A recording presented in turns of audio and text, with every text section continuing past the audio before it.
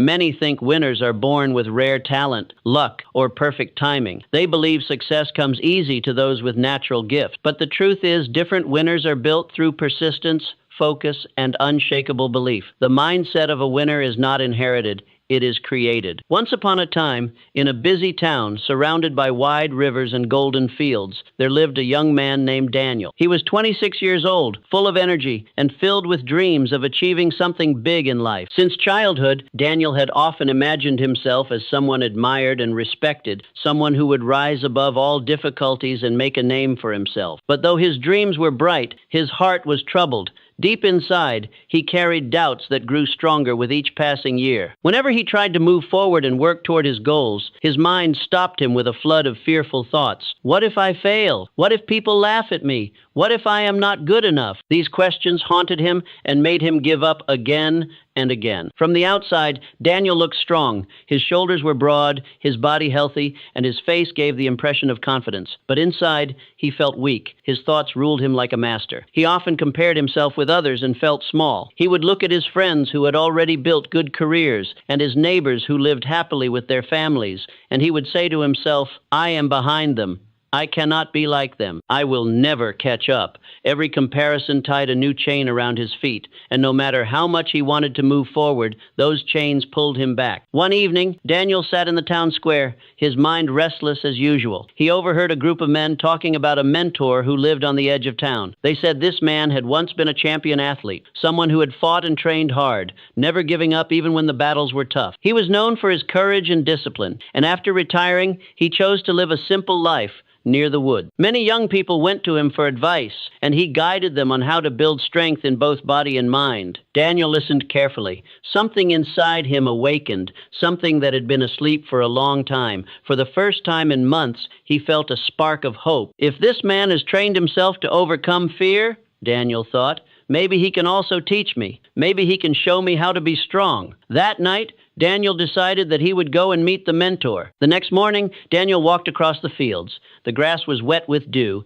and the fresh air filled his lungs. After some time, he reached the edge of town, where the trees grew thick and the world felt quieter. There, in a simple house surrounded by birds and flowers, he found the old champion. The man was not young anymore. His hair was gray, his face carried wrinkles, and his body showed the signs of age. Yet there was something about him that made Daniel stop and stare. His eyes were sharp, steady, and full of life. His presence was calm yet powerful, as if he carried the strength of mountains and the silence of deep rivers.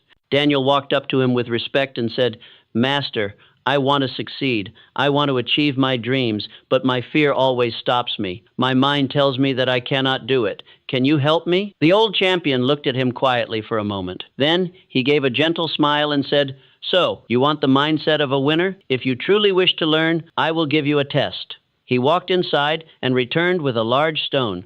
It was heavy, rough, and solid. He placed it in Daniel's hands and said, Carry this stone to the top of that hill you see there, and then bring it back. But remember, you must not drop it, no matter how tired you become. Daniel held the stone and began walking toward the hill. At first, it seemed simple. His arms felt strong, his legs were steady, and his spirit was fresh. But as the climb grew steeper, the stone pressed harder against his chest. His arms began to ache, his legs trembled, and sweat rolled down his forehead. His breath grew short, and soon the thought of giving up appeared in his mind. He looked down at the ground and thought, If I put this stone down now, nobody will blame me. It is too heavy. But then he remembered the mentor's words. You must not drop it. He whispered to himself, If I stop now, I will always be the same. If I keep going, I might change. He tightened his grip, pushed himself forward, and took one more step, then another. The climb was slow, and his body was trembling, but he did not stop.